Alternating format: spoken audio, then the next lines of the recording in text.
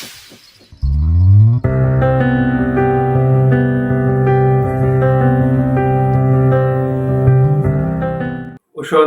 ప్రేమించు కాపరి ఉషా కిరణాలు ఉదయకాలపు వాక్య ధ్యానంకు మిమ్మల్ని ఆహ్వానిస్తున్నాం.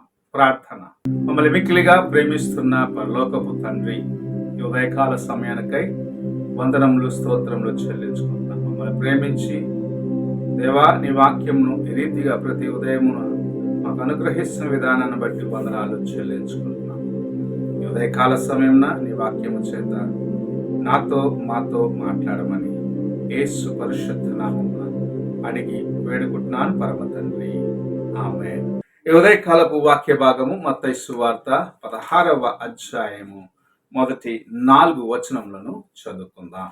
అప్పుడు పరిసయ్యులను సద్దుకయ్యులను వచ్చి ఆయనను శోధించుటకు ఆకాశము నుండి యొక్క సూచక్రియను తమకు చూపుమని ఆయనను అడుగగా, ఆయన ఇట్లనెను, సాయంకాలమున మీరు ఆకాశము ఎర్రగా ఉన్నది గనుక వర్షము కురియదనియు, ఉదయమున ఆకాశము ఎర్రగాను మబ్బుగాను ఉన్నది గనుక నేడు గాలివాన వచ్చుననియు చెప్పుదురు గదా.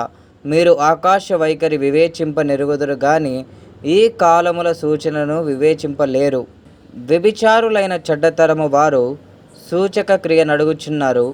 అయితే యోనాను గూర్చిన సూచక్రియే గాని మరి ఏ సూచక క్రియ అయినా వారికి అనుగ్రహింపబడదని వారితో చెప్పి వారిని విడిచి వెళ్ళిపోయెను. పరిసయ్యులు యేసు ప్రభువుని పరీక్షించేదానికి, ఆయనను శోధించేదానికి ఒక సూచనను అడిగినప్పుడు యేసు ప్రభు వారికి చాలా తేటగా ఒక కార్యము చెప్పటం చూడగలము. మీరు సూచనలు అడుగుచున్నారు కానీ యోనా యొక్క సూచన తప్పక మరి ఏ సూచన మీకు అనుగ్రహించబడదు అని చాలా తేటగా ఆయన మరణ పునరుద్ధానాన్ని వారికి తెలియపరచడం చూడగలము. యోనా జీవితంలో మనము చూసినట్లయితే దేవుని యొక్క మాటకు లోబడకుండగా నినివే పట్టణమునకు వెళ్ళి వారికి దుర్గతి రానయ్యున్నదని హెచ్చరించమన్నప్పుడు దేవుని సన్నిధిలో నుండి పారిపోయి ఒక ఓడ అనగా తర్షీషుకు వెళ్ళే ఓడనెక్కినప్పుడు సముద్రములో తుఫాను రగులుకొన్నది. యోనా సముద్రంలో పడవేయబడిన స్థితి వచ్చినది. 3 దినములు చేప కడుపులో నుండి ప్రార్థించిన వాడిగా దేవుని సన్నిధిలో నినివే పట్టణస్థుల కోసం విజ్ఞాపన చేసేదానికి తను తాను సిద్ధపరచుకున్న వాడిగా ఉండటమును చూస్తూ ఉన్నాం.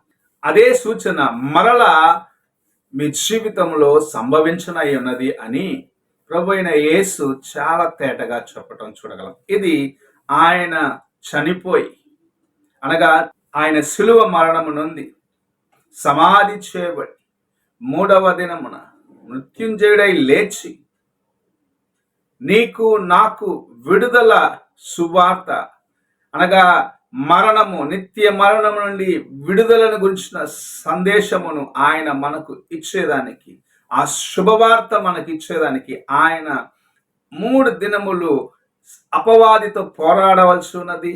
ఆ తర్వాత జయము పొందిన వాడిగా మనకు విడుదల ఇచ్చేదానికి తన్ను తాను అనేక సార్లు బయలుపరుచుకుంటే ఒక కార్యమును మనము చూస్తూ ఉన్నాం. ఈ ఉదయ కాలమున నీవు దేవుని యొక్క మరణమును, ఆయన నీ కోసము విడుదలను సిద్ధపరచిన కార్యమును జ్ఞాపకము చేసుకోవాలి. ఎందుకంటే ఆయన మరణించి తిరిగి లేకపోతే నీకు నాకు విడుదల లేదు. ఆదాము నుండి మనలో ప్రవేశించిన ఆ పాప బీజము, పాప స్వభావము నుండి నీవు నేను విడిపించబడాలంటే ఒకే మార్గము, మన కోసము ఒక పరిశుద్ధుని రక్తము చిందింపబడవలసి ఉన్నది. ఆ పరిశుద్ధుని రక్తము ఎటువంటి పాపమును ఎరుగని గొర్రెపిల్ల రక్తమును చిందించేదానికి తన్ను తాను యేసు ప్రభు అప్పగించుకున్నాడు. ఆయన మరణించి 3వ దినమున మృత్యుంజయుడిగా లేచిన దాన్ని బట్టి నీకు నాకు విడుదల ఉన్నది. ఆయన మరణమును గెలిచి లేచిన దాన్ని బట్టి నీకు నాకు విడుదల ఉన్నది. నీకు నాకు దేవుని రాజ్యంలో ప్రవేశం ఉన్నదని ప్రభు మనకు జ్ఞాపకం చేస్తూ ఉన్నాడు. ఈ ఉదయకాల సమయమున నువ్వు ఎలాంటి కార్యములు, ఎలాంటి సూచనల కోసం ఎదురు చూస్తూ దేవుని సన్నిధిలో, దేవుని యొక్క సన్నిధికి వెళ్తున్నావో ఒక్కసారి నీవు పరీక్షించుకో.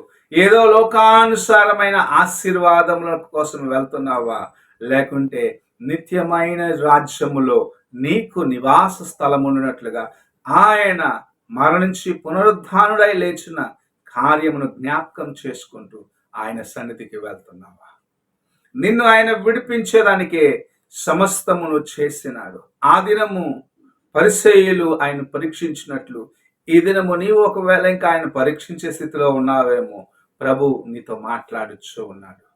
నీవు లోకమును విడిచిపెట్టి, లోక కార్యములను విడిచిపెట్టి దేవుని వైపు చూసి ఆయన నీకు అనుగ్రహించి విడుదలను సంపాదించుకునేదానికి ప్రభు నీకు ఒక తరుణమును ఉదయకాల సమయంలో అనుగ్రహిస్తూ ఉన్నాడు. నీవు ఆయన యొక్క మరణమును జ్ఞాపకము చేసుకో. ఆయన పునరుద్ధానుడైంది నీకు విమోచన ఇవ్వడానికని జ్ఞాపకము చేసుకొని ఆయన వైపు చూసి ముందుకు వెళ్ళు. గొప్ప కార్యములను ప్రభు నీ జీవితంలో చేసి నిన్ను ఆశీర్వదిస్తాడు. ప్రార్థన చేసుకున్నాను.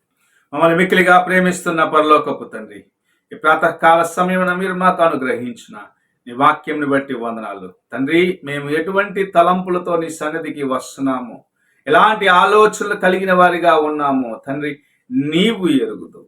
అయినను నీ కృపచేత మమ్మల్ని కనికరించి, నీ వాక్యము చేత మమ్మల్ని బలపరిచి, నీ రాజ్యములో నాకును మాకును ఒక నివాస స్థలమును దేవా సిద్ధపరచున్నామని ఎరిగి నీ వైపు చూసి ముందుకు కొనసాగే కృపణ దయచేయమని యేసు పరిశుద్ధ నామం అడిగి వేడుకుంటున్నాను పరమ తండ్రి.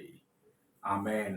తండ్రి అయిన దేవుని ప్రేమ, కుమారుడైన క్రీస్తు కృప, ఆదరణకర్తైన పరిశుద్ధాత్మక సహవాసము ఇప్పుడు ఎల్లప్పుడూ తోడై ఉండి సదాకాలము ఆయన వైపు చూసి ఆయన యొక్క కృపను సంపాదించుకోవడానికి మనకు సహాయము చేయనుగాక.